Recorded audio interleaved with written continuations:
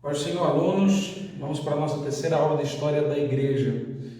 Temos estudado aí essa movimentação desde a preparação, surgimento e desenvolvimento da igreja ao longo dos anos. E vocês viram nas duas últimas aulas essa fase mais introdutória. Na primeira aula, preparação, surgimento e os primeiros anos, focados ali no livro de Atos e as grandes perseguições do Império Romano. Na segunda aula, nós vimos essa fase da igreja imperial e a forma como a igreja se aliou ao Estado, como o Estado se aliou à igreja e as consequências disso. Tá? Na aula de hoje, nós vamos ver a igreja na Idade Média. Essa é uma fase extremamente importante, porque assim como as demais, ela vai explicar muitas coisas, mas ela é extremamente importante porque são os eventos que vão acontecer aqui na Idade Média que vão provocar aquilo que nós veremos na aula que vem, na semana que vem, que é a Reforma Protestante. Então, muita gente não entende a Reforma porque não entende o que aconteceu na Idade Média. A parte de tudo isso, a história geral coloca a Idade Média como sendo a Idade das Trevas. É basicamente o pior período da história por muitas razões e, infelizmente, a igreja, enquanto instituição, está envolvida nessa fase negra da história, tá? Então, precisamos entender um pouquinho da Idade Média. Eu trago para vocês duas informações. Primeiro tempo, a Idade Média é um período compreendido entre o século V e o século XV, tá? Então, estamos no século XXI, estamos falando de 6 séculos passados, quando encerra a Idade Média. Estamos falando de mais de 600 anos passados, ou seja, já estamos chegando bem próximo de do nosso momento atual, tá? 600 anos, estamos chegando próximo. Na história, 600 anos não significa um grande período de tempo, tá bom? Então, Idade Média, século V ou século XV, e a sua principal característica é que na parte central da história nós temos uma mistura entre a cultura pagã dos povos que invadiram Roma e o cristianismo romano. Na aula passada eu falei para vocês que o Império Romano ele estava começando a ser fragilizado. Muitos povos chamados de bárbaros, principalmente os povos germânicos, tá? Que viviam aí nas regiões fora do Império Romano, por isso eram chamados de bárbaros, não que eram bárbaros como o nome propõe, né, monstruosos, mas esses povos que estavam fora do Império Romano, eles começaram a invadir esse império. O Império Romano cresceu muito e o gigantismo foi uma das principais causas da sua queda. E nesse contexto, esses povos trouxeram da sua cultura. E agora o que nós temos, chegando na Idade Média, é o Império Romano que está mesclado entre as culturas, o misticismo desses povos e o cristianismo romano, que, como vimos na aula passada, estava aí totalmente influenciado pelas questões imperiais. Isso vai, em relação à igreja, caracterizar a Idade Média. Um misto entre cultura pagã e a cultura do cristianismo romano. Nesse contexto, o que é que nós temos? O mesmo cenário do fim da aula passada. No fim da aula passada eu te disse que quando o Império Romano decaiu, quando ele começou a ser fragilizado, a igreja se fortalece. Porque quando o Império Romano já não conseguia mais manter a coesão no Império, a igreja conseguia manter a sua coesão. A fidelidade, a lealdade, o compromisso e, mais do que tudo, a subserviência, a submissão, a sujeição de bispos, clérigos, padres, monges e cristãos à figura central do Papa que havia surgido, manteve a comunidade cristã debaixo da mesma liderança, coisa que Roma já não conseguia mais fazer. Tá? E aí nós temos uma organização institucional mais apurada, surgem as ordens monásticas, falamos dos monges na aula passada. Essas ordens monásticas vão cuidar dos pobres, esses pobres que agora possivelmente estão mais numerosos pelos movimentos de guerra, de invasão. Então a igreja vai se fortalecendo, e enquanto o império começa a ser aí depredado pelos invasores, a igreja estava livre e ainda mais forte. Essa é a grande característica da igreja quando ela entra na Idade Média. O império decai, a igreja se fortalece enquanto instituição.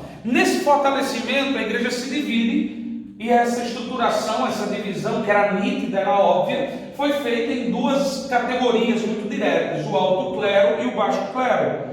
Quando eu falo de alto clero, eu falo de papas e bispos. Os papas e bispos compunham o alto clero. Eles eram aqueles que definiam os dogmas da igreja, ou seja, era dogma, era doutrina, o que eles dissessem que era dogma e era doutrina. Mas na frente você vai ver que a Igreja Católica Apostólica Romana, ela chega a uma declaração, uma conclusão de que ela é o órgão máximo, ela está acima da Bíblia, inclusive. Quando ela acrescenta os 7 livros a mais em sua Bíblia, em sua versão da Bíblia, ela o faz porque ela entende que a Bíblia foi dada à igreja e que a igreja possui autoridade para alterar, inclusive, dizer o que era canônico ou não canônico. Por quê? O alto clero definia o que era dogma da igreja e concentrava a riqueza da igreja. A Idade Média é um período em que a igreja se enriquece muito.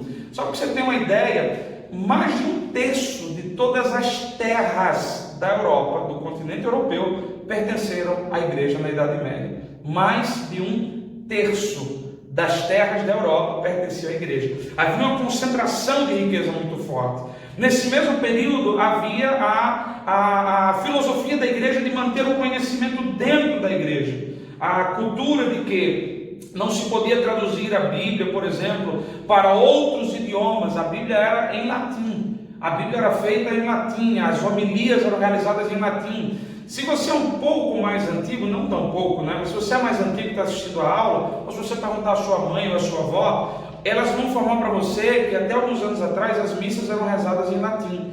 Então havia uma cultura de manter o conhecimento dentro da igreja, de proibir a tradução da Bíblia. Mais à frente, os pré-reformadores vão sofrer com isso. João Hus será queimado por causa disso. John Wycliffe será queimado, será morto também por causa disso, pela tentativa de traduzir a Bíblia, porque a igreja queria manter o conhecimento restrito dentro das suas estruturas.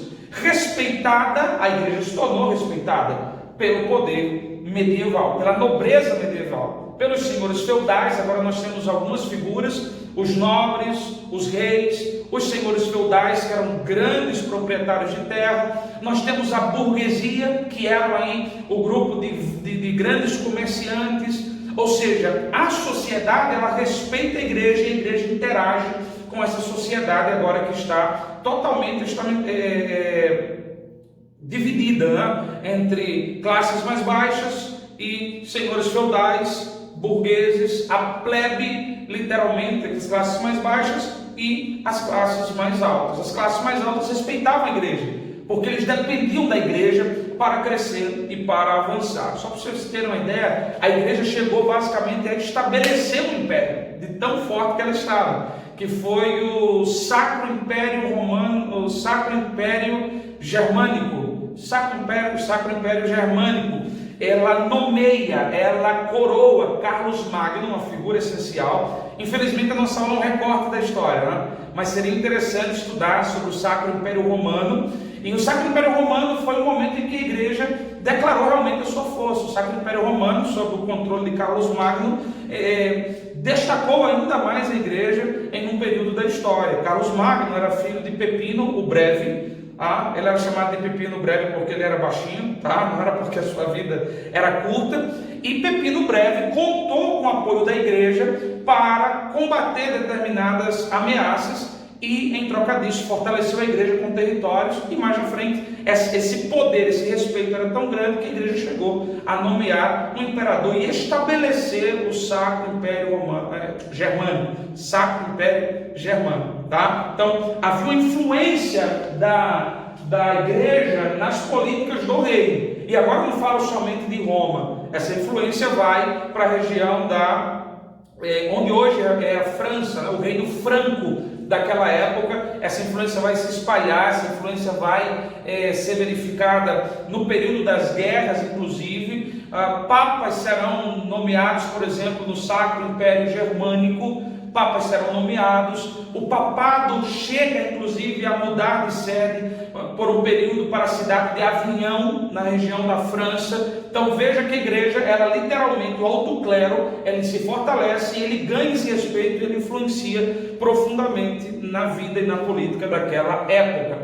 O baixo clero, formado por padres e monges, eram aqueles que ficavam em monastérios, em paróquias mais distantes, eram que tinham mais contato com o povo e eram basicamente os produtores do conhecimento. Escreviam versos, poesias, era muito comum que os monges e padres escrevessem. Por isso Martinho Lutero foi um grande escritor. Ele era monge, ele é reflexo desse movimento. Só para você ter uma ideia, Martinho Lutero levou 16 anos para escrever o seu comentário da Carta aos Gálatas, porque era hábito dos monges escrever, produzir o conhecimento, estudar. Esse era o baixo clero, contato com as classes sociais mais baixas, representantes do alto clero nas suas paróquias. Mas o baixo clero, na maioria das vezes, estava muito mais preocupado com o povo, com a missão de pregar, de literalmente apacentar o rebanho, mantendo uma fidelidade, lealdade e subserviência ao alto clero em todos os seus sistemas,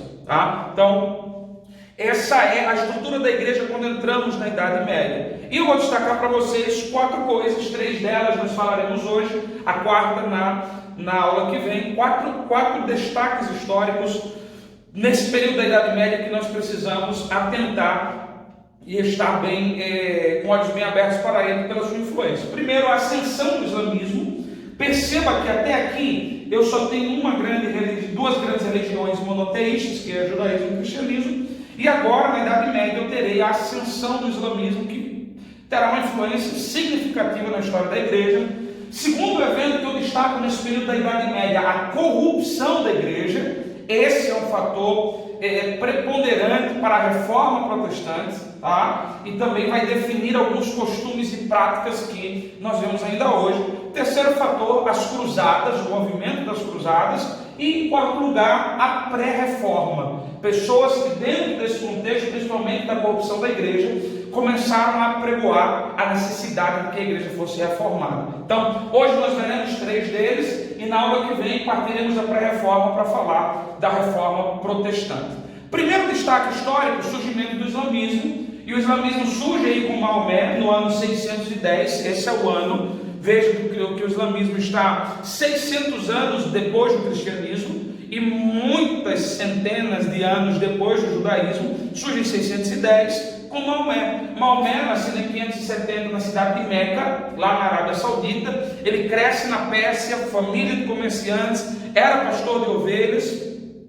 E ele alega haver recebido uma visão do anjo Gabriel para anunciar a mensagem do verdadeiro Deus. Ou seja, Maomé surge com essa perspectiva de revelação, de nova revelação, num contexto em que ele vai trabalhar para ressignificar alguns conceitos. O conceito da mensagem de Deus e o próprio conceito de Deus. Então, a sua missão era pregar a verdadeira mensagem do verdadeiro Deus. Os primeiros anos da sua vida não teve muito, em Meca ele não teve muita aceitação. Nessa primeira fase ele não teve muita aceitação. É uma fase de paz. Aí essa parte dos versos pacíficos do Corão é uma fase de paz, uma fase de pouca aceitação. Ele se desloca de Meca para a cidade de Medina em 622 e aí sim, aí o islamismo ganha força em 622 e não somente força religiosa, como também uma força militar. Porque nesse contexto, enquanto a igreja estava envolvida em todas essas questões que nós falávamos, começou a aflorar aí nessa região o islamismo como um movimento militar. Ele passa a liderar a primeira comunidade muçulmana. Ele começa a escrever e a meditar e a pregoar aquilo que se chama, o que conhecemos como os versos da espada, a guerra santa, a imposição do Islã a todos os homens. Então, ele volta de Medina, ele conquista Meca, ele se torna o grande profeta do islamismo, não só naquela época, como também para os dias atuais. Então, Meca, Medina se destacam na história nesse período por causa do profeta do islamismo, Maomé, que começa a surgir e que vai ter uma influência muito grande. O islamismo, ele rapidamente, em razão possivelmente da sua força militar, principalmente, ele rapidamente se expande, ele rapidamente vai crescer, ele começa a conquistar diversas regiões, inclusive Jerusalém. Tá? À medida que ele vai se expandindo, ele vai tendo contato com outras culturas, o islamismo vai também se adequando. Ele deixa de ser simplesmente uma mensagem religiosa e passa a ser um estilo de vida, um projeto de vida. Ou seja, ele se estrutura, ele cresce, ele se robustece nessas conquistas. E o islamismo vai longe. Eles conquistam muitos lugares. Nesse mapinha que você vai ver aí no teu PDF, veja que região do Golfo Pérsico, região da Arábia, aqui onde está Jerusalém, Israel é conquistada, o norte do Egito e até mesmo a Península Ibérica na Europa. Eu estou falando de Portugal e Espanha, regiões dominadas, que foram dominadas pelo islamismo, que saiu daqui e se expandiu até a região da Europa. Essa expansão ela é muito importante para a história do cristianismo, porque ele vai possuir impactos nessa igreja que estava fortalecida, nessa igreja, nesse cristianismo romano que está se espalhando. O islamismo vai produzir impactos. E o primeiro grande impacto, privação do comércio. Segundo, privação de contato com a cultura e a arte. Terceiro, o problema da natureza social. Ou seja, os cristãos agora eles passam a ser perseguidos, eles não vão aceitar o islamismo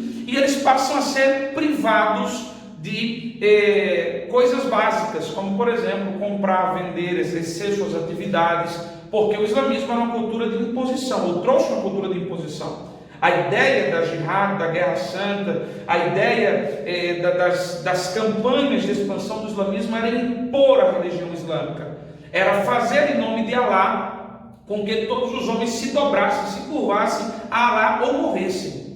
Os versos da espada traziam justamente essa perspectiva, a conversão ou a morte. Isso não mudou muito daquele período para cá. Claro que o islamismo se dividiu, vários grupos, sunitas, xiitas, em cada região ele adquiriu características próprias. Mas nós temos grupos extremados, extremistas, não todos muçulmano é extremista, não todo muçulmano tem essa perspectiva da guerra santa na visão de matar pessoas simplesmente, não todos, mas hoje ainda temos muitos grupos extremistas que inclusive perseguem e matam a igreja. Na Nigéria, por exemplo, isso ainda segue acontecendo.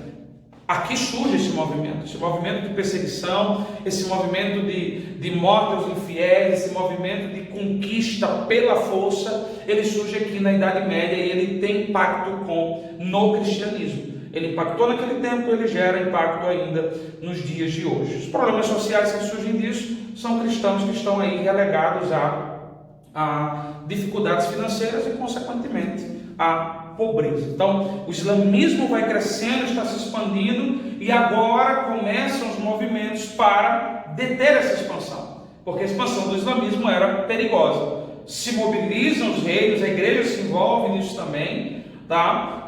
Para deter a expansão, são travadas batalhas e o cristianismo, com essas batalhas contra o islamismo, o cristianismo volta a ganhar força. O que aconteceu nesse período é que o islamismo foi detido, a sua expansão foi detida. Não houve imediatamente reconquista de todos os territórios que eles dominaram. Eles ainda estavam, por exemplo, até o período das cruzadas, eles ainda dominavam Portugal. Ainda estavam lá na Europa, na Península Ibérica. Jerusalém vai ser reconquistada pelos cristãos no período das cruzadas, depois vai ser perdida outra vez para os muçulmanos e vai permanecer sob o domínio muçulmano por muito tempo.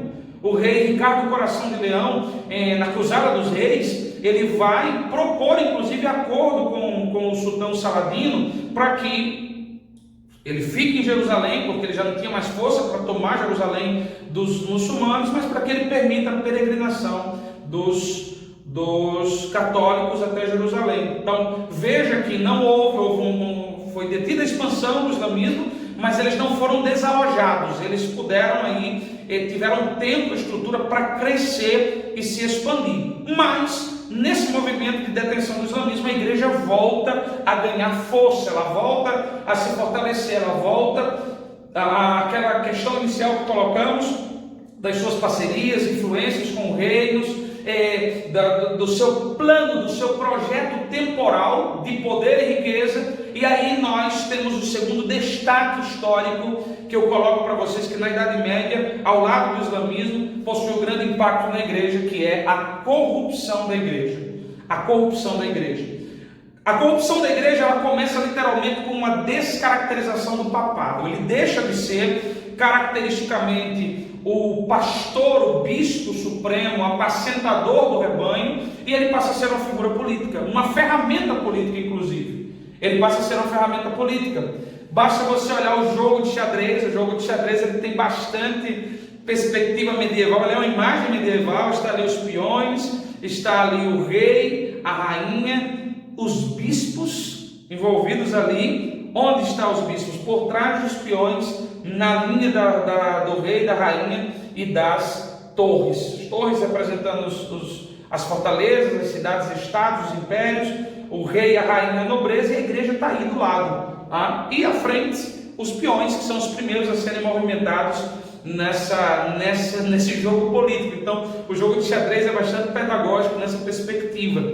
A igreja perde, ela se corrompe, o papado é descaracterizado. A igreja entra numa fase violenta, uma fase cuja história vai ser marcada por assassinato, imoralidade, abuso de poder. Você vai ter papa sendo assassinado, você vai ter papa mandando matar seus opositores, você vai ter papa caindo no pecado da prostituição, do adultério, tendo filhos bastardos. Você vai ter filhos bastardos de papa que vai se tornar papas outra vez. Existe um livro que eu não sei se ele ainda está sendo publicado, o livro se chama Babilônia, creio. Acho que é só Babilônia. Ele vai falar dessa história da corrupção do papado, que foi um processo doloroso para a igreja, dolorido para a igreja, tão dolorido que nós chegamos ao absurdo histórico que naquela época temos o sínodo do cadáver, que é quando um papa manda desenterrar o seu antecessor, vesti-lo das vestes papais e julgá-lo, condená-lo, excomungá-lo e depois mandar com que o seu corpo seja arrastado no meio da cidade, diante de todos os povos. Esse evento ficou conhecido como Sínodo do Cadáver, em 897, e essa é uma parte realmente estranha na história da igreja, que nós precisamos entender.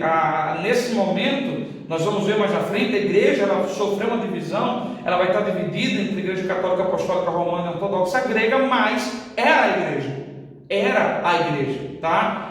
Não podemos pensar com a mentalidade de hoje, porque a mentalidade de hoje, de igreja católica, apostólica, romana e protestantes, ela só vem depois da reforma. Então a gente caminha desse tronco. Essa instituição que está se corrompendo foi de onde Deus tirou, por meio da reforma protestante, a igreja que hoje cresceu com problemas, como toda igreja em todo o tempo, mas com uma proposta bem diferente da que estava acontecendo naquela época. Então, em Roma, a igreja estava nessa condição, o papado totalmente envolvido nesses escândalos e havendo uma instabilidade da igreja de Roma, a igreja do Ocidente, com a igreja de Constantinopla, que era a igreja do Oriente. Ou seja, elas começaram a discordar politicamente, discordar economicamente, discordar principalmente nos seus dogmas e na sua teologia. Essa discordância, essa postura, essa corrupção da igreja vai levar a um evento, a uma situação chamada de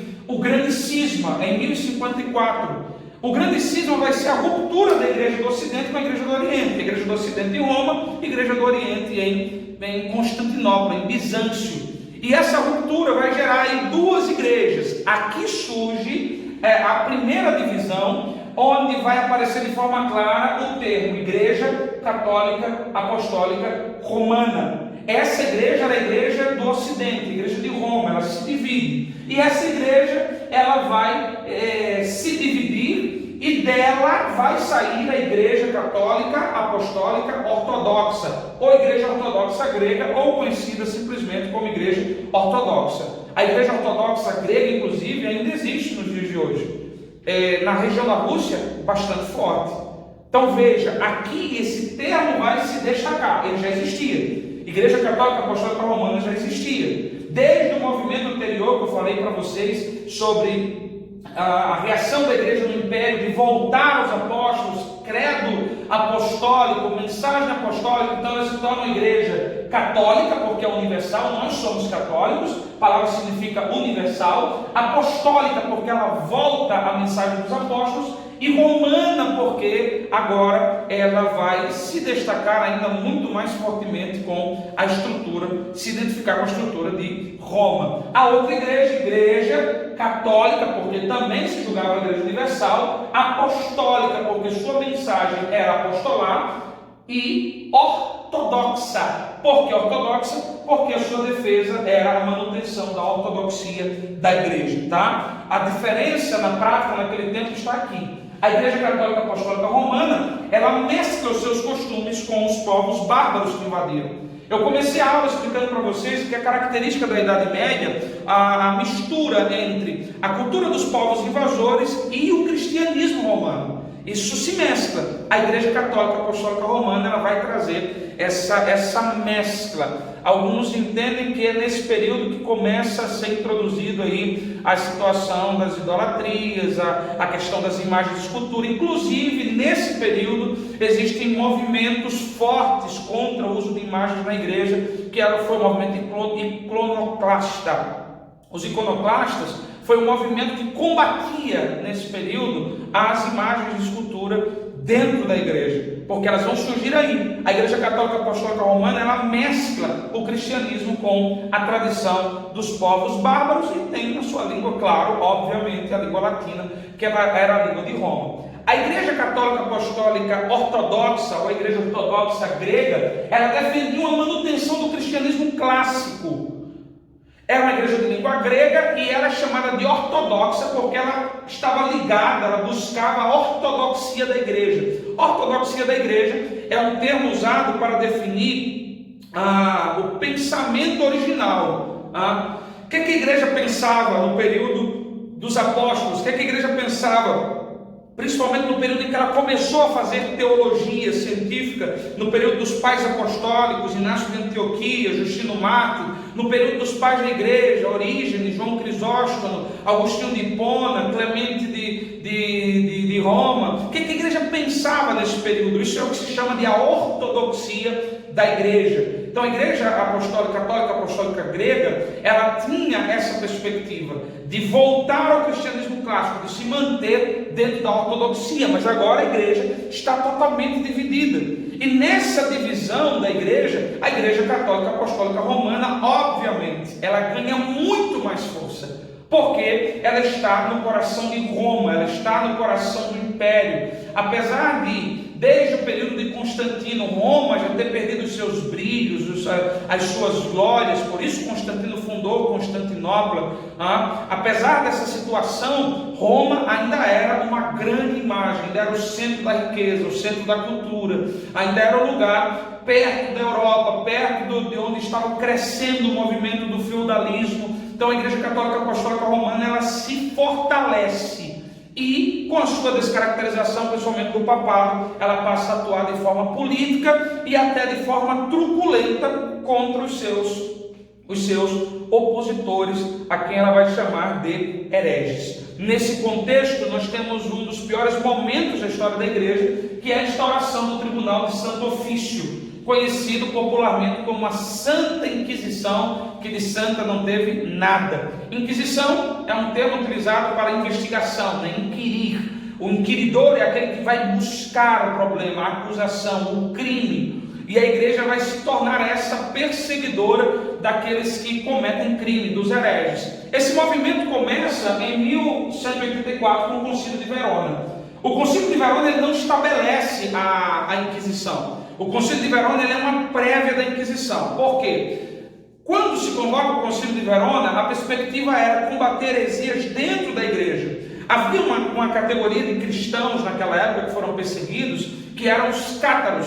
Os cátaros eram cristãos que estavam ligados, que desenvolveram, levaram adiante a heresia do gnosticismo, do macionismo, e eles tinham uma ideia, dividiam a Bíblia, falavam de um Deus mau e um Deus bom. O Deus mau faz as almas dos homens maus, o Deus bom é o que faz as almas dos homens bons, que salva a matéria ruim, ou seja, havia uma oposição entre a matéria, o corpo é mau, o espírito é bom. Alguns deles incentivavam inclusive o suicídio para que a alma pudesse se libertar. Então isso é uma heresia que surgiu no seio da igreja. A questão que veio da influência do gnosticismo, do mansionismo, do maniqueísmo. O maniqueísmo que pregava a ideia de que já havia uma predestinação incondicional de pessoas à salvação ou à condenação. O maniqueísmo foi um movimento no período em 400, 500 anos depois de Cristo, muito forte. Agostinho de Hipona, por exemplo, ele teve durante muitos anos da sua vida influências das doutrinas de Maniqueu, das doutrinas do maniqueísmo. Agostinho, ele vai mudar em muitas coisas na sua vida, mas essa perspectiva do maniqueísmo, do gnosticismo, do mansionismo foi mantida e foi levada adiante por muitas pessoas. Agora, no Concílio de Verona, o propósito da igreja é combater esses hereges, e combater, diga-se de passagem, caçar e matar. Era combater essa turma. Então o Concílio de Verona, ele se estabelece para isso, mas ele acende uma luzinha na cabeça da igreja. Se nós podemos fazer isso dentro da igreja, perseguindo padres, perseguindo monges, perseguindo clérigos e também populares que aderem a essa heresia, nós podemos combater também todas as demais heresias. E aí se estabelece pelo Papa Gregório IX, no século III, o Tribunal do Santo Ofício, a Santa Inquisição, para perseguir aqueles que são considerados hereges, infiéis, os que não seguem a santa fé. E nesse bolo de infiéis entraram os povos bárbaros, os pagãos, como eles chamavam, porque eram politeístas, adoravam vários deuses, judeus e muçulmanos. A igreja persegue todos aqueles que não são leais, que não são fiéis, que não estão vinculados à santa fé. Existe uma série que inclusive está na Netflix, é uma série bem interessante, sobre o período não a série dos vikings. Ela fala sobre os vikings. Eu acho que o nome é Vikings também, só que é a história de um romano, de um cidadão romano, filho de cidadão romano, que perde o pai numa invasão bárbara, se mistura com os vikings. Ou seja, é bem interessante essa série, porque ela vai tratar dessa visão que a Igreja Católica tinha acerca dos povos bárbaros. O Uhtred Ragnarsson, que é o personagem principal, ele é justamente um inglês que foi criado pelos vikings, pelos bárbaros, e ele oscila nessa relação. E a própria igreja vai estar ali participando, tete a tete, passo a passo, das decisões políticas e tudo mais. Claro, não estou falando que esse é o período, só estou dizendo para que você veja como funcionava a coisa naquela época. O Tribunal do Santo Ofício ele foi muito pior. Ele foi muito pior do que aquilo, porque o Papa Gregório estabelece no século XIII, o Gregório IX, essa possibilidade da igreja sair das suas quatro paredes para perseguir e, diga-se, caçar e matar infiéis, pessoas que não possuíam relação com a santa fé. O Tribunal do Santo Ofício, a Santa Inquisição, essa perseguição institucionalizada pela igreja, ela vai se destacar pelos atos de tortura e pela liberdade que se tinha de matar. Os atos de tortura tinham um objetivo: levar a pessoa a uma confissão. Qual era a confissão? Eu nego os meus deuses e eu declaro a minha fidelidade à Santa Sé, à Santa Igreja Católica Apostólica Romana. E aí, nos atos de tortura, muitas coisas eram feitas, desde o esquartejamento, amarrar uma pessoa pelos seus membros, braços e pernas a 4 cavalos diferentes. Esses cavalos vão puxar até que os membros sejam arrancados e aí sair arrastando para a cidade. A dama de ferro era uma caixa, como se fosse um caixão de ferro com cravos. A pessoa era posta dentro e a porta era fechada e ela morria ali cravada aos poucos, sangrando, agonizando. A prática da tortura foi institucionalizada pela Igreja Católica Apostólica Romana nesse período, levando a pessoa à confissão. O propósito era que a pessoa negasse a sua fé, negasse os seus deuses, negasse a sua religião e abraçasse a Santa Sé e todos os dogmas da Igreja Católica Apostólica Romana. Quando essa confissão não chegava, a consequência era a morte. E a morte geralmente por fogueira. muito comum, e já não era de agora essa ideia de queimar, tá? A Igreja Católica ela adotou para si esse processo de queimar as pessoas, os hereges nas fogueiras, porque isso transmitia a ideia de uma purificação. As execuções públicas por meio de fogueira em praça pública era pedagógica, porque mostrava àqueles que quisessem se opor à Santa Sé qual seria o destino deles, e ao mesmo tempo transmitia essa ideia, o fogo como algo que está purificando. Então o Papa Gregório estabelece essa estrutura para que se possa manter a ordem,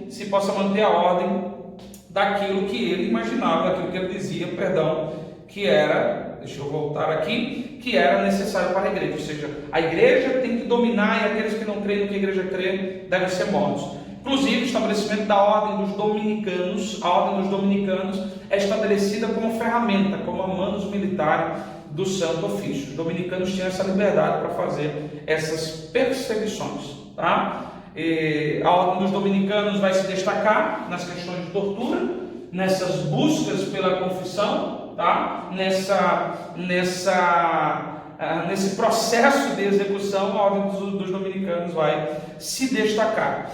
Ainda sobre o Tribunal do Santo Ofício, uma coisa importante é a convocação pelo Papa Clemente V, tá? O Tribunal do Santo Ofício, ele agora está evoluindo, está se expandindo, mas o Papa Clemente V, ele convoca o Concílio de Viena. E qual era a ideia do Concílio de Viena? Era institucionalizar ainda mais a tortura, ou seja, a tortura e o interrogatório só poderiam acontecer na presença e com autorização de um bispo diocesano, da diocese da região. Porque agora alguns reinos queriam e começaram a fazer e a praticar as ideias de tortura nos interrogatórios. Então, os reinos poderiam fazer também. Os reinos poderiam fortalecer a sua inquisição. Os reinos poderiam perseguir os infiéis à Santa Sé, desde que a igreja estivesse ciente, autorizada, e a tortura acontecesse na presença e debaixo da autorização de um padre, de um bispo, perdão. Ou seja, o bispo teria que estar lá. Olha que nível chegou. Esse é o período da Santa Inquisição. Esse é o símbolo da Santa Inquisição: uma cruz, uma espada e o ramo de oliveira. E a expressão em latim do Salmo 73 que diz: levanta-nos, ó Senhor, defende a nossa causa. A cruz, a mensagem de Cristo, o símbolo da igreja. A espada, o castigo aos infiéis. E o ramo de oliveira simbolizava aí a proposta de reconciliação desses infiéis com a verdadeira igreja, né? Ou com a igreja que Deus havia estabelecido na perspectiva deles. Esse vai ser o símbolo da Inquisição, o símbolo da Santa Inquisição. A cruz começa a ganhar mais destaque. Desde Constantino, pela visão que ele teve: por esta cruz vencerás, essa cruz ganha o seu destaque. Nesse período, com todo esse poder, a igreja começa a se movimentar naquilo que foram as cruzadas. Esse é mais um destaque histórico que nós precisamos fazer do período da Idade Média. As cruzadas, que foram grupos, marchavam em campanhas militares levando a cruz como símbolo. Eram expedições militares com caráter cristão católico, no final da Idade Média, que tinha um objetivo: reconquistar Jerusalém. A Terra Santa, que era um lugar de peregrinação, deveria ser reconquistado para os cristãos. Os cristãos deveriam poder peregrinar e fazer suas viagens a Jerusalém todo ano, ou de tempos em tempos. Era muito comum bispos, reis, monges, pessoas comuns pagarem suas promessas, indo, peregrinando a Jerusalém para buscar suas purificações. Só que Jerusalém estava debaixo de domínio muçulmano. E aí o movimento das cruzadas começam a se desenvolver. Alguns falam de 7 principais cruzadas, outros mencionam 9 principais cruzadas. A verdade é que houveram muitas cruzadas, algumas formais, outras informais, tá? Eu vou destacar para vocês algumas dessas cruzadas. A primeira, a cruzada dos mendigos. Essa é uma cruzada que, apesar de ser a primeira, ela não é oficialmente a primeira, porque ela não foi apoiada pelo Papa. Ela é chamada cruzada dos mendigos porque os soldados saíram de Roma, capitaneados por Pedro o Eremita, sem apoio do Papa, vão até o portão de Constantinopla, tocam a porta dizendo: o Império Bizantino nos apoia na reconquista de Jerusalém, nós não temos apoio de Roma. E aí o Império Bizantino vai dizer não para eles. E eles vão se acampando aí nos entornos da cidade, vivendo por conta própria, em uma quase situação de mendigância, literalmente. Resultado? Essa turma que queria massacrar judeus e muçulmanos, ao chegar no momento da guerra, eles são massacrados. Eles são literalmente massacrados. A cruzada dos mendigos, sem nenhum apoio, não poderia ser diferente, ela é um desastre completo. Ela leva à morte de todos aqueles que que saíram nessa aventura. Mas veja, havia um sentimento. Alguns dizem que o movimento das cruzadas fazia com que os pobres se sentissem importantes, porque agora eu sou um soldado da cruz. A igreja, a Santa Igreja Católica, me nomeia soldado da cruz. Eu ando com a cruz no meu peito, com a cruz no meu escudo, e eu estou lutando por uma causa nobre. Isso levou esses monges, liderados por Pedro Eremita, a buscar, ainda que sem o apoio papal, a reconquista de Jerusalém. Se tivessem conseguido, seria um grande e notório feito. Nesse mesmo ano em que fracassou a cruzada dos monges, ou seja, esse movimento de cruzadas que se levantou para reconquistar Jerusalém, nesse mesmo ano nós temos a cruzada dos nobres. Vários nobres, senhores feudais, governadores, reis de cidades e estados da Idade Média se reúnem, se juntam à Igreja Católica para reconquistar Jerusalém. Você deve estar se perguntando por que um cara, dono de terra, riquíssimo, um rei, senhor da terra da região, sai do seu lugar para ir conquistar Jerusalém, para viajar da Europa até a Ásia e conquistar Jerusalém. Essa é uma boa pergunta. E a motivação era dupla. Primeiro, esses nobres queriam ampliar o seu poder, estabelecer feudos na região da Ásia, ou seja, ter suas terras, ampliar sua riqueza literalmente. E a segunda razão é que a Igreja Católica prometia indulgência. O que é indulgência? Perdão pleno de qualquer pecado.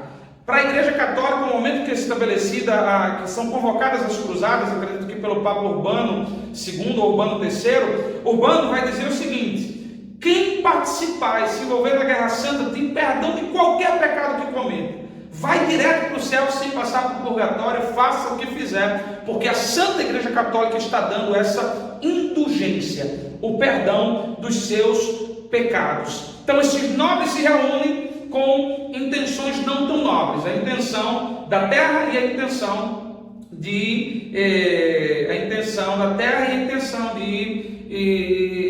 ter o perdão de qualquer pecado e ter o seu lugar no céu. Ele leva os seus camponeses para servir na cruzada, debaixo do argumento da indulgência. O camponês já não tinha mais o argumento da terra, era o argumento da indulgência, né? De ser perdoado de qualquer pecado. Esse grupo de nobres que sai de Roma consegue parceria com o Império Bizantino. Eles fazem uma parceria com o Império Bizantino a troco das mesmas promessas, principalmente terras. Ou seja, o Império Bizantino havia perdido muito território, e a cruzada dos nobres propõe para eles: vamos conosco, conquistamos Jerusalém, conquistamos aquela região, e vocês recebem aí parte do seu território de volta. E depois de conquistar Jerusalém, e essa cruzada reconquistou Jerusalém, tirou os muçulmanos de lá, mas depois dessa conquista, os romanos falharam na sua promessa ao Império Bizantino. O Império Bizantino ficou aí a ver navios, não recebeu de volta as suas terras. Mas nessa cruzada, na cruzada dos nobres, Jerusalém é reconquistada. Agora as peregrinações estão restabelecidas, mas por pouco tempo. Os muçulmanos rapidamente se articulam para retomar Jerusalém. Os cristãos tomaram, agora os muçulmanos se preparam para retomar Jerusalém. Isso gera uma cruzada de defesas. Vários reinos da Europa começam a enviar tropas para a Ásia para defender a Cidade Santa. Agora já não era para conquistar, era para defender a Cidade Santa da reconquista pelos muçulmanos. Essa cruzada de defesa, ela foi ineficiente. Jerusalém sucumbiu, Jerusalém volta ao domínio muçulmano. Agora um sultão chamado Saladino assume toda aquela região, e ele vai se fortalecer muito muito, por causa dessa reconquista que os muçulmanos viveram, ou seja, esse movimento de que eles conseguiram reconquistar Jerusalém, eles se fortaleceram bastante. É interessante ler aí, pesquisar sobre a história da cruzada depois desse período, para que vocês possam entender, tá? É um período forte em que eles estão aí reconquistando Jerusalém. Saladino se estabelece e o islamismo outra vez está dominando Jerusalém. Cruzada de defesa falhou. Anos depois surge uma nova cruzada, só que essa cruzada é diferente. Ela é convidada, é convocada pelo Papa Inocêncio III, e ela não tinha simplesmente o objetivo de conquistar Jerusalém. Ela é uma cruzada para conquistar Constantinopla. Roma agora quer conquistar Constantinopla. Ela é chamada cruzada comercial porque ela foi promovida, patrocinada,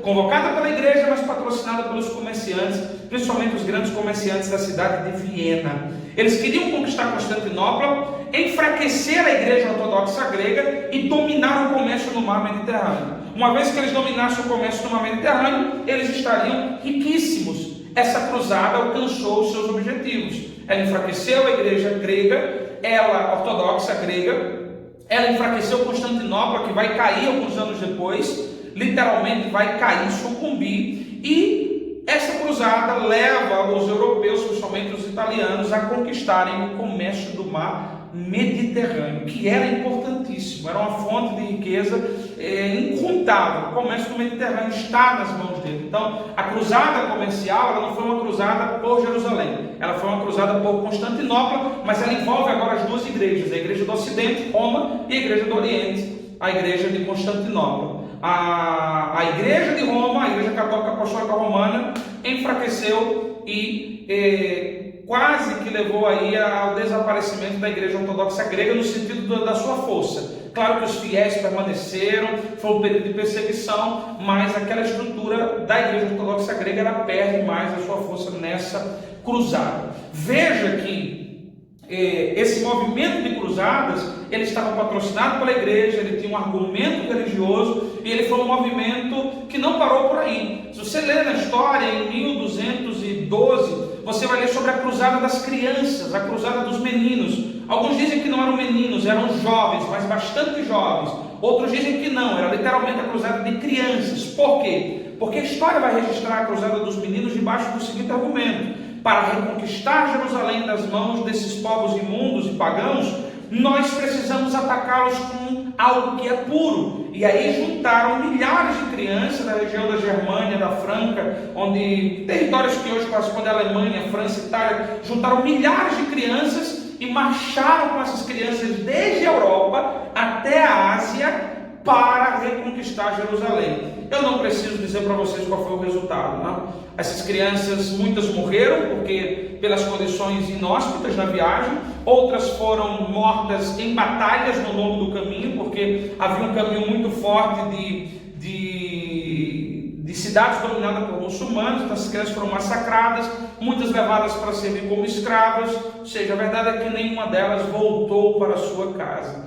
Essas cruzadas, elas aconteceram reiteradas vezes. Houve cruzadas que reuniu reis como o Barba Ruiva, o Ricardo Coração de Leão e um outro rei. Esses três reis foram para conquistar Jerusalém. Eles vão conquistando todas as cidades muçulmanas ao longo do caminho, mas quando chega diante de Jerusalém, Barba Ruiva e o outro rei já havia morrido, só estava Ricardo Coração de Leão extremamente desgastado, e ele vai fazer um acordo com o sultão que dominava Jerusalém, dizendo o seguinte: vamos fazer o seguinte, eu bati no seu portão, eu tentei destruir, eu conquistei tudo que era aqui, mas vamos fazer um acordo. Jerusalém fica na mão dos muçulmanos, mas em determinadas épocas e períodos vocês vão abrir para a peregrinação. Então ficou acordado assim, e aí Jerusalém começa a se tornar essa capital que reúne as três grandes religiões monoteístas do mundo, né? Cristianismo, islamismo, judaísmo, cristianismo e islamismo. A partir desse movimento, façamos o acordo, os muçulmanos permanecem em Jerusalém, mais na frente eles vão perder essa dominação. Os católicos peregrinam e os judeus começam a ter paz. Isso foi um acordo que foi feito com o rei Ricardo Coração de Leão. Tá? Então as cruzadas foi esse movimento e tem esse destaque dentro da história. Resumo, então, da Idade Média, com tudo isso que eu falei para vocês, está aí. A igreja decaiu. E alguns estudiosos dizem que, com a decadência da igreja, a sociedade decai também. Princípios morais, princípios importantíssimos, caros para a igreja. Tudo isso decai com a decadência da igreja. E essa decadência aconteceu por uma busca desenfreada pelo poder temporal. A igreja se envolveu com a política de uma forma tão grande que ela queria fazer a política, ela queria dominar o Estado. O papado se corrompeu. Há um historiador que usa uma frase dizendo que na Idade Média o papado se tornou a instituição mais enferma daquela época, mais enferma. A igreja, que já era muito rica, na Idade Média ela estabelece uma cobrança de impostos enormes, impostos de todas as maneiras, e aí vem o pagamento de indulgências. Esse pagamento de indulgências que nós vamos ver um pouco mais na aula que vem sobre a reforma, era justamente os pobres tendo que pagar para tirar a mãe do purgatório, para tirar o irmão do inferno, para garantir que o pai que morreu fosse levado ao céu. A igreja começa a ter essa perspectiva de que eu preciso manter o meu poder, o meu status, o meu luxo, e agora ela começa a oprimir o povo no estabelecimento de impostos gigantescos. Inclusive os reis, os senhores feudais, eles pagam os seus impostos em forma de dízimos, em forma de oferta à igreja naquela época. Eles desnaturam a ideia da contribuição cristã. A ideia do dízimo e da oferta agora é desvirtuada naquele período. Ele já não era mais para fazer missão, ele já não era mais para pregar o evangelho, ele já não se prestava mais para assistência social, para educação cristã, não. Agora era para a manutenção da estrutura corrompida do papado. Isso vai ter impacto, e por causa das indulgências, principalmente, que é a gota que faz transbordar o copo, inicia-se um movimento chamado de pré-reforma. Pré-reformadores são homens que se levantam pregando que a igreja precisa ser reformada completamente, uma reforma radical à moda do cristianismo clássico, do cristianismo apostólico, e esse vai ser o tema da nossa próxima aula. Sei que a gente deu uma corrida grande no tempo, falamos de toda a Idade Média, mas trouxemos simplesmente os destaques para que você possa entender essa linha, o que aconteceu com essa igreja que saiu do Império, como a igreja imperial, como a religião oficial, a partir do edito de Tessalônica, e agora entrou na Idade Média. Isso foi o que aconteceu durante toda a Idade Média, e essa é a razão que vai desembocar na Reforma Protestante, tema da nossa próxima aula. Maravilha? Deus te abençoe. Qualquer dúvida, eu estou aqui para apoiar vocês.